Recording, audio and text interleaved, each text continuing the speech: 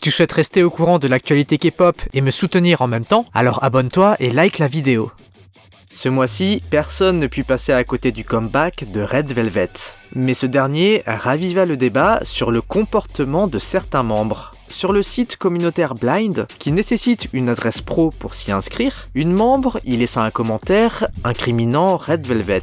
Une hôtesse de Korean Airlines affirme que le band était présent dans le vol dans lequel elle opérait. Elle décrit Joy, Yeri et Irene comme des personnes vraiment irrespectueuses. Elles auraient apparemment traité les hôtesses comme leurs esclaves. Le témoignage laisse entendre que Wendy et Seulgi étaient quant à elles polies. Une autre employée de Jeju Air Service semble confirmer les propos de l'internaute, en ajoutant qu'Irene jetait vulgairement son passeport et ses tickets aux employés. De plus, elle ne souhaitait pas faire le check-in elle-même, mais demandait à un membre du staff de le faire. Si certains ne se disent pas surpris au vu du passif du leader, d'autres se montrent plus prudents. Il serait insensé pour Irene de se comporter de la sorte, surtout après l'immense scandale survenu avec la styliste.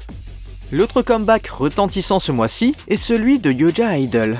Ce dernier fut anticipé et en même temps redouté, car il serait le premier sans Soojin. Mais il semblerait que le band ait su garder son ADN et inverse même la tendance. Pour la première fois dans son histoire, Idol réussit l'exploit du All Kill.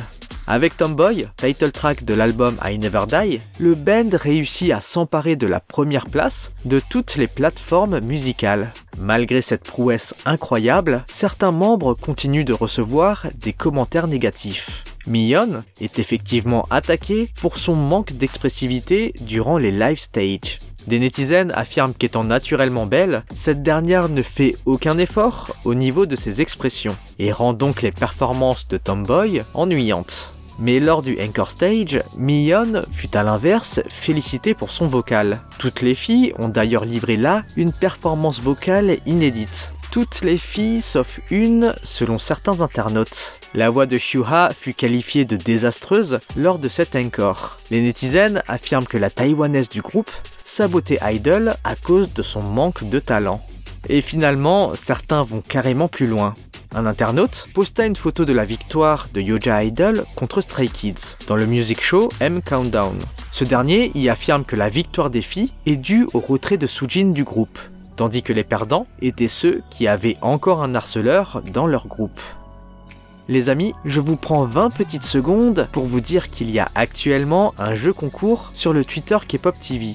Avec le compte Everglow France, on vous fait gagner le 3e mini-album Return of the Girls. Je vous mets le lien du Twitter en description si vous voulez tenter votre chance.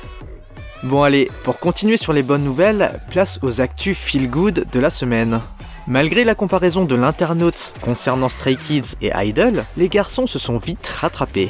L'album Ordinary s'est hissé à la place numéro 1 dans le top Billboard 200, ce qui est une première dans l'histoire du band. Avec 110 000 albums vendus aux US, Stray Kids fait partie des seuls artistes, avec BTS et Super M, à avoir réussi cet exploit.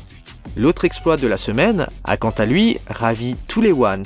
En effet, les filles marquent l'histoire ce 31 mars avec une annonce bien singulière. Ces dernières vont se produire dans un stade américain à Los Angeles le 14 mai. Avec ça, Twice devient le premier band féminin à tenir un concert dans un stade aux US, et le deuxième groupe K-pop après BTS.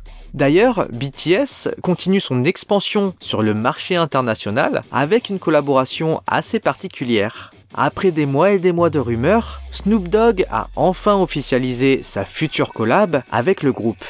Je fais de la bonne musique, ils font de la bonne musique. On va rapprocher nos deux mondes. Une affirmation de Snoop Dogg qui réjouit de nombreux ARMY.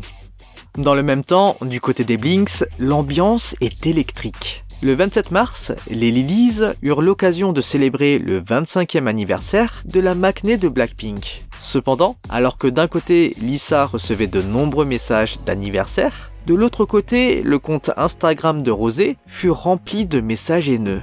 En fait, les internautes reprochaient à la vocaliste du band de ne pas avoir souhaité l'anniversaire de Lisa. La rumeur selon laquelle Rosé ne s'entendait pas avec Lisa se répandit ainsi sur les réseaux. Cependant, le lendemain même, Rosé publia un message d'anniversaire adressé à Lisa.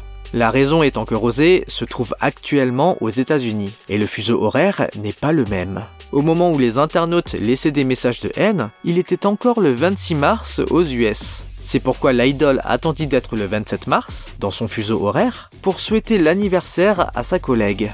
Les internautes se disent désolés pour Rosé, qui a probablement souhaité l'anniversaire de Lisa en privé, mais a également dû le faire en public pour les fans.